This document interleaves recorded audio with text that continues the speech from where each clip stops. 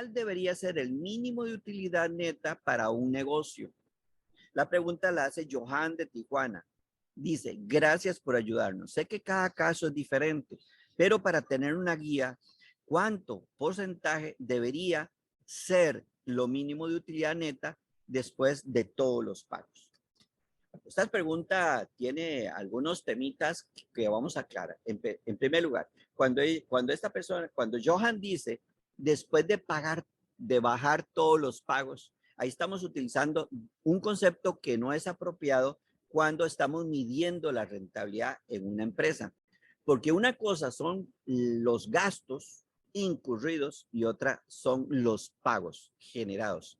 Los pagos generados tienen que ver con el flujo de caja, es decir, con el ingreso, con el pago de un cheque o una transferencia a un proveedor. Entonces, o al gobierno.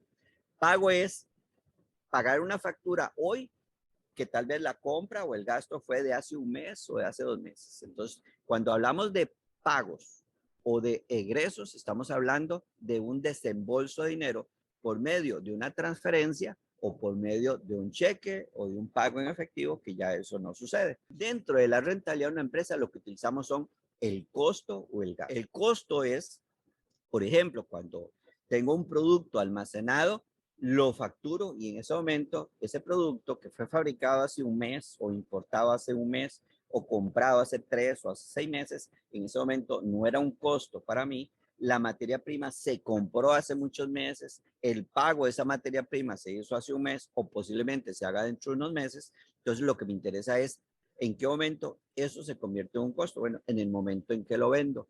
Por ejemplo, la nómina, la planilla, la pago cada 15 días. Entonces, el pago de la planilla se hace el 15 y el 30 y se convierte también en un gasto, el 15 y el 30. Pero las cargas sociales que yo le pago al gobierno sobre esa planilla son un gasto de este mes, pero son un pago del mes siguiente. Este mes, por ejemplo, puedo comprar vamos a pensar, digamos, vamos a pensar que tenemos restaurantes.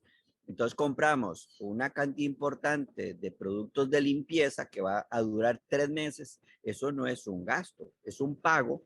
Por ejemplo, puedo comprar en abril y pago en mayo.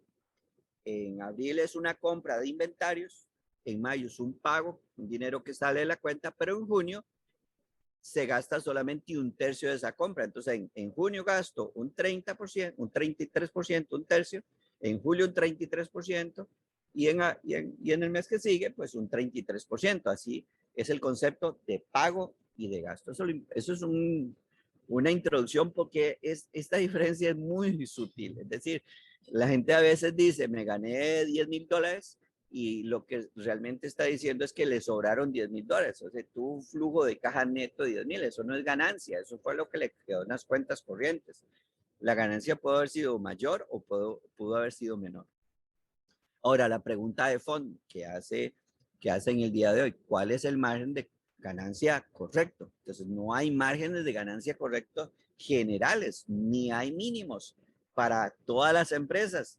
Con base en la experiencia, yo podría decir que ciertas actividades deberían tener un 5% de ganancia neta, otras un 17.5% de ganancia neta, otras podrían tener un 25%, otras un 12%. Y sin embargo, no es del todo cierto. Vamos a pensar, por ejemplo, en restaurantes. Si yo llego a un restaurante con cierto tipo de menú, con cierto tipo de clientela, entonces yo podría decir, este negocio debería estarse ganando neto el 17.5%, por ejemplo, en este restaurante en el que estoy pensando ahora. Pero si voy a un restaurante de carretera, posiblemente yo podría esperar en ese restaurante de carretera un 15%, depende del menú. Pero si fuera a un restaurante, a una pizzería, posiblemente yo podría esperar un 25%, depende del menú. De tal manera que aunque sean las mismas actividades económicas, también tienen diferentes niveles de ganancia. Hay negocios que dejan márgenes muy bajos, netos, un 5%, un 3%, tal vez una estación de servicio de combustibles o un tipo de supermercados de canasta básica, pero trabajan grandes volúmenes. Entonces al final valoramos la ganancia por el monto mensual que nos podría generar y también por el margen de contribución. Entonces, hay que tener mucho conocimiento de la actividad económica de la que estamos hablando para poder decir, sí, ese negocio yo esperaría el 7.5 de ganancia.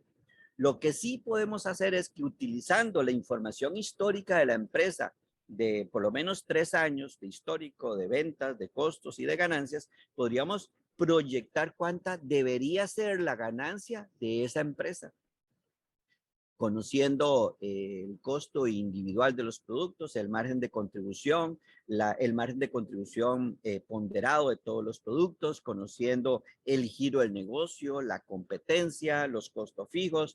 Podríamos decir que una empresa, no sé, que se ha estado ganando el 7.5, debería ganarse el 12.5. ¿Por qué? Porque podríamos hacer ahorros en algunos costos y gastos fijos que no son sensibles, podríamos mejorar los procesos o automatizar algunas operaciones, o podríamos sistematizar la empresa para hacerla mucho más eficiente. No estamos hablando de aumentar las ventas o de aumentar los precios de venta, sino que es haciendo la empresa más eficiente. Entonces hacemos proyecciones financieras y nos establecemos una métrica, una meta, que es pasar del 7.5 al 12.5, y luego ahí van a hacer la discusión de cuál va a ser la estrategia para lograrlo y el tiempo que vamos a poner como meta para lograr esa métrica. Así que bueno, con respecto a esto, la respuesta es simple. No hay un margen mínimo de utilidad neta sobre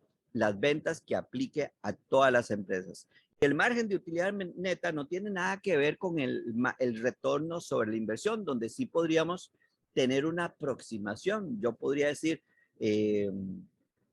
que lo mínimo que una empresa nos debería retornar, es decir, la ganancia sobre la inversión debería ser del 2% mensual, del 24% mensual. Es una métrica que normalmente yo pongo o que yo coloco como una primera expectativa para una empresa que estoy comenzando a analizar, a valorar o a intervenir. Entonces yo por eso, no, esta empresa debería generar un 24% de retorno anual, que es una tasa de retorno pues muy interesante porque es 3 o 4 veces lo que sería una tasa de inversión inmobiliaria, por ejemplo.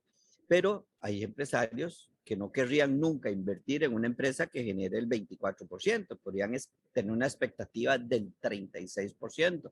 O un inversionista que estaba ganando el 3 o el 4% en un banco, hoy le ofrecen invertir en una empresa que solamente, entre comillas, retorna no sé, el 7.5, no vamos a pensar en el 12.5, para él eso sería tremendamente atractivo porque va a recibir casi 4 veces lo que recibía en el banco. Claro, asumiendo que la empresa se esté administrando bien y que efectivamente va a pagar utilidades, dividendos atractivos del 12.5 a sus inversionistas o a sus socios inversionistas. Pero esa ganancia del 12.5 para ese inversionista es atractiva, pero para un inversionista empresario que está acostumbrado a generar retornos mucho mayores o tiene expectativas de rentabilidad mucho mayor por el riesgo que eso implica, pues va a pedir o va a invertir en negocios que generen un 24 o que generen en un 36% sobre el capital invertido. En una ocasión tuve un cliente que me dijo, no, yo le gano al 100%. Yo no entendía, quería hablar el mismo idioma. Entonces, ¿qué significa para usted un 100%? Bueno, que si yo invierto $50,000 en una tienda, en una sucursal en El Salvador, o $50,000 en una sucursal en República Dominicana, que él tenía 3 tiendas allá y una en El Salvador y una en Honduras y 3 en Costa Rica, entonces él esperaba que esa tienda en la que había invertido $50,000 dentro de un año le hubiera generado $100,000 de ganancias. Bueno, yo al principio no lo creía y ya luego pues me di cuenta que efectivamente era cierto. Al menos era cierto en las sucursales, no era cierto en la empresa como un todo.